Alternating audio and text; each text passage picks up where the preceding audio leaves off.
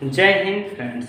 आज हम लोग पढ़ने जा रहे हैं प्रतिस्थापन विधि। प्रतिस्थापन विधि से हम लोग किसी भी समीकरण से हल कैसे करें, अक्सर परेशानी आती है। तो चलिए आज आपके सारी परेशानियों को इस वीडियो में खत्म हो जाएगा। आसानी से आप लोग लिखें और पेपर पेन अपने पास रखें। चलिए, जैसे क्या दो समीकरण हमको मिलता है, ऐसा तो दो समीकरण मिला हमें, एक दो। इन दोनों समीकरण से हमें क्या करना है, x और y का मान ज्ञात करना है ना। पर प्रॉब्लम हमें कब आ जाती है, जब हम लोग नहीं जानते। जानने के बाद हमें समस्या नहीं आती है, हम लोग आसानी से इसे सॉल्व कर लेते हैं। चलिए, तो आप लोग क्या करें, हमेशा दो समीकरण दिया है, आपकी इच्छा, आप स्वतंत्र देश के नागरिक हैं, तो आप क्या करें, समीकरण एक से या समीकरण दो से हल करें, आपकी इच्छा। चलिए, तो समीकरण एक से हम यहाँ हल करते हैं। तो समीकरण एक से का तात्पर्य है क्या, x प्लस वाई बराबर 14 जो दिया हुआ है वो हम लिखें। अब इसमें से हमें इसको x या y के पदों में हमें लिखना है। देखिए कितना मजेदार बात है, क्या हम लोग जो भी करेंगे इसको अपनी मर्जी से करेंगे, फिर भी बच्चे इसमें परेशान हो जाते हैं। तो चलिए, अपनी मर्जी से जब अगर हम कर रहे हैं तो अपनी मर्जी से हम x का मान ज्ञात करते हैं, इसको x के पदों में लिखें। तो x के पदों में लिखने के बाद हमें y को अलग करना होगा ना, बराबर के इधर आएगा तो ये क्या हो जाएगा, माइनस में y हो जाएगा। इतना तो जान रहे हैं चिन्ह परिपाटी के नियम से। चलिए सर, तब चलिए इससे आगे चले। तो क्या करना है, हमारा x का एक कैसे भी टूटा फूटा कुछ वैल्यू आ गया।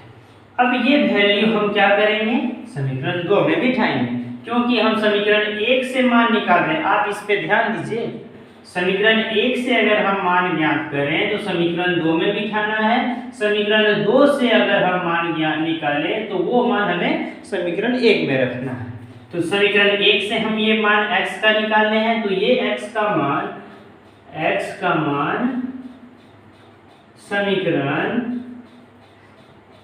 दो में रखने पर, चलिए ये मान हम क्या करें, समीकरण दो में रखें। तो दो में रखने से हमारा ये जो है दो है, समीकरण एक का मान क्या है, 14 माइनस वाई, ये x का ना मान है। देखिए इसी पे ध्यान दीजिएगा, ये x का मान है, ये समूचा, ये पूरा, ये क्या है, x का मान है। तो x का मान माइनस ये y बराबर 4 हो गया। अब ये हमारा क्या हो गया, 14 माइनस, चलिए y माइनस y, ऐसा हम इसे लिख सकते हैं या नहीं लिख सकते हैं, ऐसा लिखें। इसके बाद ये माइनस दो माइनस एक ही चीज, ये क्या हो जाएगा, माइनस 2y बराबर 4 हो जाएगा। कोई समस्या नहीं आई। अब माइनस 2y है सर, अब 14 है, 14 को एक साइड कर लिए, क्योंकि y वाला एक तरफ और बिना y वाला एक तरफ, माइनस 14।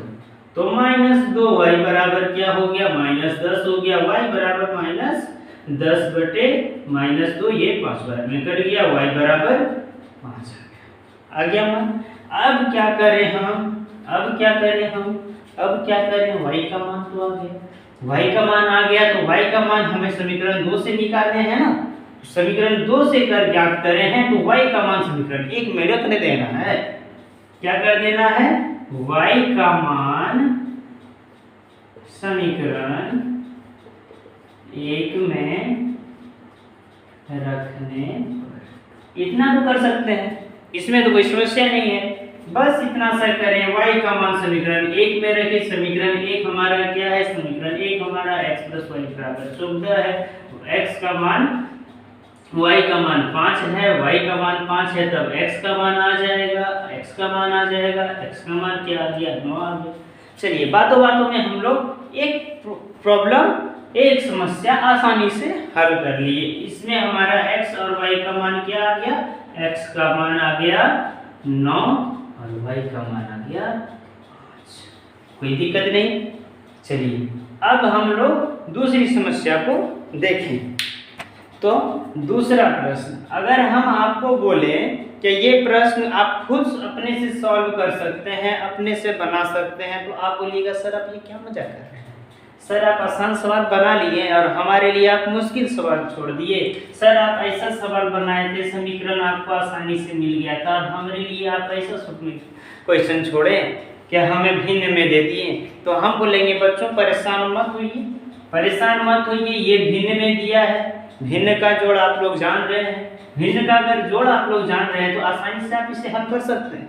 भिन्न का जोड़ जान रहे हैं तो 3 और 2 का एलसीएम क्या हो गया, 6 हो गया, 6 हो गया। तो देखिए ये क्या हो गया, 2s हो गया और ये क्या हो गया, 3t हो गया। हो गया ना, हो गया तो हो गया, हो गया तो हो गया। क्या हो गया सर, 2s जोड़ 3t बराबर 6 के 36, समीकरण 2 हो गया सर। तो बच्चों बताओ अब ये हल हो सकता है कि नहीं, ये आसानी से हल हो सकता है। बस वही प्रोसेस करना है जैसे हम लोग पहले सवाल में बनाए थे समीकरण 1 से। समीकरण 1 से तो s minus t equal to 3 हो गया बाबू, समीकरण 1। चलिए s का मान हम ज्ञात करें, s के पदों में इसको लिख लें तो क्या हो गया, 3 जोड़ t हो गया। चलिए s का कोई मान आ गया, रफली कोई मान आ गया, रफली s समीकरण 1 से निकाले हैं तो ये मान क्या करना है, s का मान समीकरण 2 में रखने पर। इतना तो क्लियर हो गया, इसमें तो कोई समस्या नहीं है। अगर हम समीकरण 1 से मान ज्ञात करें तो समीकरण 2 में रखना है, 2 से ज्ञात करें तो 1 में रखना है, कोई समस्या नहीं है इसमें। तो s का मान है, x का मान x रहता तो x रहता, p रहता p रहता, जो भी रहेगा हमको कोई माने नहीं है। s का अगर कोई भी मान हम अगर समीकरण 1 से निकाल रहे हैं, ये हमारा चर है, अगर इसका मान अगर हम निकालें समीकरण 1 से समीकरण 2 में हम रखेंगे, एकदम क्रिस्टल क्लियर होना चाहिए। s का मान समीकरण 2 में रखिए, समीकरण 2 हमारा देखिए सर यहाँ पे है 2s plus 3t equal to 36।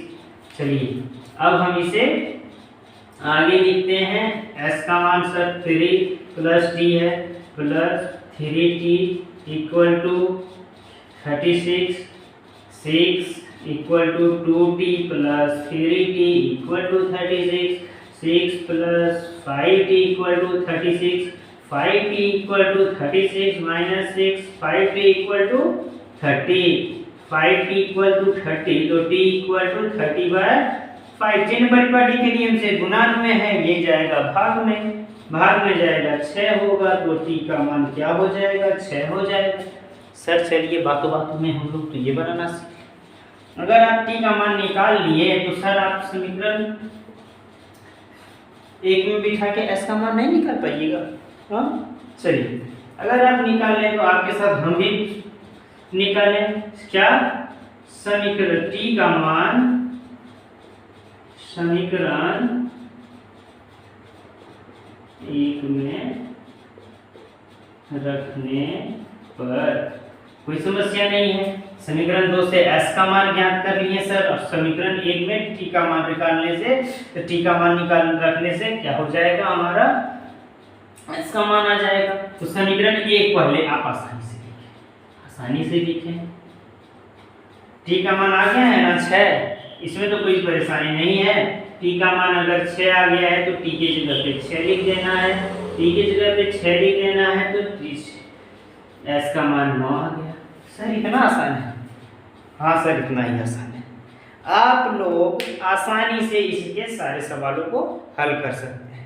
अगर कोई भी समस्या आए तो आप कमेंट करें, हम जो है उस प्रश्न को हल करके उसका बढ़िया से आपको बताएंगे। तो आप लोग इसमें लिख लें, अतः s का मान 9 आ गया और t का मान 6 आ गया। कोई भी परेशानी हो तो आप बेझिझक कमेंट कर सकते हैं। Thank you.